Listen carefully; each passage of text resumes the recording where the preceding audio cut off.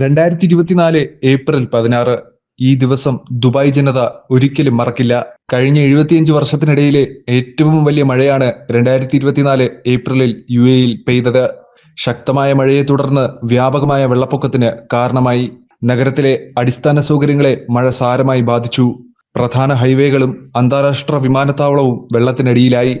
75 വർഷത്തിനിടെ രാജ്യത്ത് രേഖപ്പെടുത്തിയ ഏറ്റവും വലിയ മഴയാണിതെന്ന് നാഷണൽ സെന്റർ ഫോർ മെറ്റീരിയോളജി സ്ഥിരീകരിച്ചു. മഴയുടെ ആഘാതം മൂലം ദുബായ് അന്താരാഷ്ട്ര വിമാനത്താവളത്തിലും വെള്ളപ്പൊക്കമുണ്ടായി.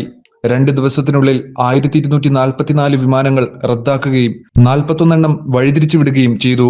സ്കൂളുകൾ അടച്ചുപൂട്ടി. നഗരത്തിന്റെ വിവിധ ഭാഗങ്ങളിൽ കാറുകൾ വെള്ളത്തിനടിയിലായി. ജീവനക്കാർ വീട്ടിൽ നിന്ന് ജോലി ചെയ്യാനും അത്യാവശ്യ സന്ദർഭങ്ങളിൽ മാത്രം പുറത്തിറങ്ങാനും UAE സർക്കാർ മുന്നറിയിപ്പുകൾ നൽകി. ഏകദേശം 2.9 $3.4 ബില്യൺ നാശമാണ് വെള്ളപ്പൊക്കം കാരണം ഉണ്ടായത്. 5 പേർക്ക് ജീവൻ നഷ്ടപ്പെട്ടു. നഗരത്തിലെ മെട്രോ സർവീസുകൾ തടസ്സപ്പെട്ടു. ഷെയ്ഖ് സായിദ് റോഡ് പോലുള്ള പ്രധാന റോഡുകളിൽ ഗതാഗതം വഴിതിരിച്ചു വിടുകയും ചെയ്തു.